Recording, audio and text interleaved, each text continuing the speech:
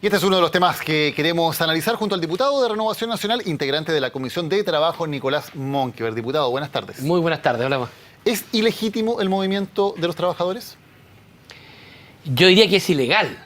Legítimo puede ser la aspiración que ellos tienen toda vez que ellos no la inventaron, sino que es una promesa que el gobierno les hizo, que hasta ahora el gobierno no ha sido capaz de desmentirlo, que puede tener distintas interpretaciones, pero que algo les prometieron es un hecho. Y claro, como en Chile no existe la negociación colectiva de los funcionarios públicos, uno podría decir que es ilegal, pero de dar impresión de que lo que los trabajadores reclaman es algo que les prometieron y que en consecuencia es legítimo. Su colega de la Comisión de Trabajo, el diputado independiente Gabriel Boric, decía que le daba asco que diputados de la nueva mayoría que habían respaldado en su momento a los funcionarios cuando hicieron un paro en el gobierno del presidente Piñera, hoy estuvieran contra ellos. Quizás la expresión no es muy conciliadora, pero hay una inconsecuencia gigantesca entre la actitud de los mismos que durante el gobierno anterior criticaban al gobierno del expresidente Piñera de que era incapaz de manejar a los gremios de los trabajadores del sector público, que sostenían que todos los paros que le hacían al presidente Piñera eran paros legítimos. Hoy día están escondidos, calificando todos estos paros como ilegítimos, no respaldándolos. ¿Dónde está la CUT? Yo recuerdo que en el gobierno pasado la CUT, cada vez que un funcionario paralizaba, la CUT era la primera en impulsar ese paro, en alargarlo indefinidamente, y hoy día está muda. Parece que cuando hay que apoyar a los trabajadores y hay un gobierno de derecha, hay que sacar adelante ese apoyo. Pero cuando hay un gobierno de izquierda, los trabajadores parece que no valen. Esa inconsecuencia a la gente le indigna, porque la defensa de los trabajadores no tiene color político. Y algunos, la nueva mayoría, han demostrado hoy día que les importa más defenderse de sus colores políticos, no bajar en las encuestas, que defender los derechos de los trabajadores. ¿Y usted en qué posición está? Habla de defensa de los trabajadores. ¿Le parece que hay que apoyar lo que están haciendo los funcionarios del registro civil? Yo espero, y lo digo tajantemente, que los funcionarios del registro civil depongan el paro, vuelvan a trabajar. Pero con la misma fuerza que digo eso, le pido al gobierno que corte la chacota. Aquí hay un ministro que actualmente está en el gabinete, que se reunió y que negoció con los funcionarios del registro civil, que sabe lo que les ofreció, que firmó una frase ambigua que puede interpretarse perfectamente en favor de los trabajadores. Si eso no es lo que el ministro le ofreció, que lo diga con claridad. Pero comparto lo que dice la jefa de los funcionarios del registro civil cuando dice que el ministro está escondido. El actual ministro de Defensa parece que no quiere decir la verdad. Él se comprometió a qué con los funcionarios del registro civil y tiene la obligación de dar la cara y explicarlo. ¿Debería hablar el ministro José Antonio Gómez? El ministro José Antonio Gómez, por supuesto que tiene que hablar, tiene que aclarar a qué se comprometió. Y le digo una cosa, yo creo que esto habría sido muy distinto si el actual gobierno, después de haberse comprometido a algo que hoy día económicamente no puede cumplir, hubiese reconocido, hubiese dicho, miren, efectivamente, nos comprometimos a un reajuste, un bono de 1 millón de pesos. No podemos darlo ahora, dado que la situación económica cambió. Yo creo que eso habría sido más entendible, incluso por los funcionarios, y probablemente no habríamos evitado este paro. Pero lo que no puede hacer el gobierno es cambiar de posición todas las tardes, sentarse a negociar un día a través de algunos funcionarios, no hacerlo al día siguiente, decir que el bono nunca se prometió y después reconocerlo por la vía de ofrecer un bono más exiguo. Yo creo que esa ambigüedad del gobierno a los funcionarios los tiene muy molestos y creo que en gran parte es la responsabilidad de por qué llevamos casi un mes con más de 2 millones de prestaciones suspendidas. ¿Ustedes en el Congreso aprobarían recursos adicionales para pagar un bono a los funcionarios del registro civil? Si el gobierno se comprometió y si no hay una buena razón económica para no darlo, por supuesto que sí. Si el Parlamento tiene que ser capaz de apoyar los compromisos del gobierno. Sin embargo, no tenemos idea a qué se comprometió el gobierno. Ni el gobierno quiere aclararlo. La falta de transparencia del actual ministro Gómez y de la actual ministra Blanco es gigantesca. Primera vez que no sabemos a qué se comprometió el gobierno y por qué hoy día no está en condiciones de cumplirlo. Yo le digo muy responsablemente, si hay un gobierno que se compromete a un determinado reajuste y la situación económica, por los motivos que fueran, incluso imputable a un mal manejo económico, pero cambió y no pueden cumplir. La pregunta que sin duda la gente se está haciendo es ¿cómo se sale de esto ahora? ¿Quién tiene que ceder o de qué forma se puede llegar a un acuerdo que permita que los ciudadanos puedan tener esos trámites que necesitan con urgencia y de manera dramática en muchos casos?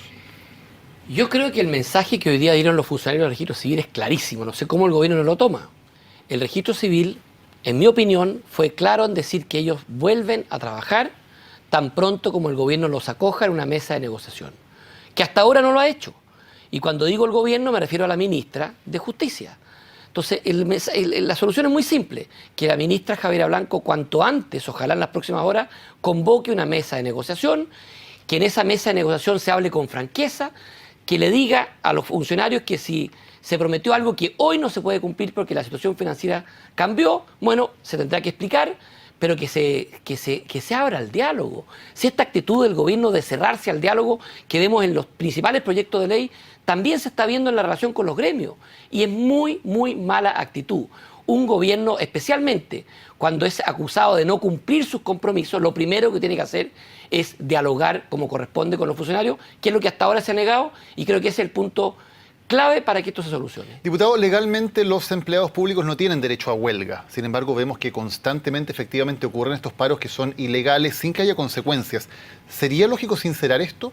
¿Extender el derecho a huelga de acuerdo a ciertas condiciones a los empleados públicos? Yo definitivamente, con lo que ocurre aquí y en otros casos que hemos visto, y todos los años, cada vez que se produce en el fondo una negociación de facto con el reajuste del sector público a través de la ANEF, creo que hay que regular la negociación colectiva del sector público. Hay que regularla con normas y poner quizás ciertos plazos cuando se produzcan este tipo de efectos. Porque lo que no podemos tener es varias negociaciones todos los años donde cada sector, cada gremio, cada trabajador del sector público negocia sus propios bonos descompuestamente, sin coordinación.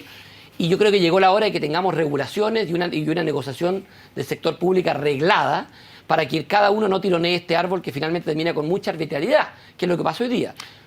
Diputado, hemos conocido esta tarde esta noticia acerca del cartel de los productos de papel que incluye a CMPC del Grupo Mate y a la Expisa, la empresa de la que era dueño, quien luego fuera subsecretario y ministro de Deportes, Gabriel Ruiz Tagle. ¿Qué le parece en primer lugar la situación en que queda Ruiz Tagle, que además se estaba lanzando como candidato a alcalde de Providencia al saberse estos antecedentes? Bueno, la verdad es que se están recién conociendo los antecedentes. Yo creo que él tiene que explicar con detalle cada una de sus actuaciones en el año y medio que le imputan a él haber sido dueño de la empresa antes que la vendiera.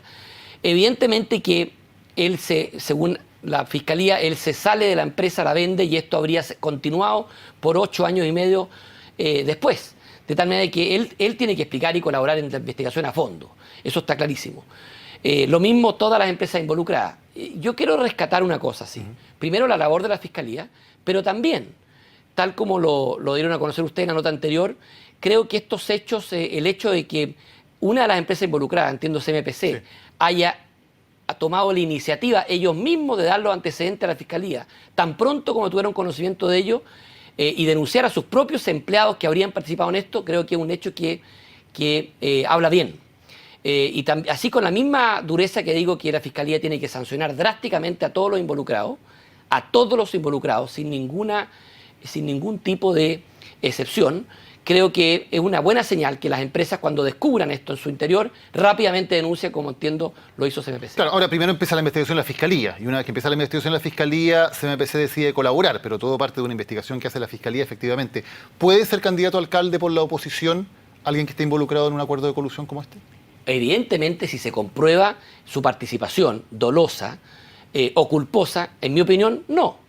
Pero no se puede, por el solo hecho de que se le acuse y no se comprueba la acusación, inhabilitarlo. Él, creo yo, que sí tiene la obligación de probar todos los cargos que pueda hacerle directamente o indirectamente la Fiscalía.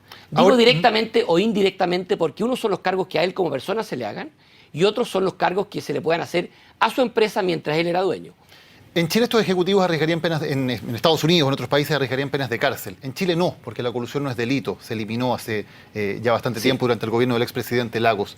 ¿Es correcto que la colusión no sea un delito en Chile? Yo creo que rápidamente se debe, no improvisadamente, pero sí rápidamente con la urgencia del caso, volver a analizar el configurar el tipo penal para que lo castigue como delito, porque hemos visto que muchas veces la multa no es la sanción ejemplificadora que estas actuaciones merecen. ¿Fue un error? Usted estaba en el Congreso en la época en que se eliminó el delito. ¿Fue un error haberlo eliminado? Yo creo que en el contexto que se presentó no se dio la urgencia del caso. Creo que el tiempo ha demostrado que fue un error. Diputado, muchas gracias por habernos acompañado. Vale, que les vaya muy bien.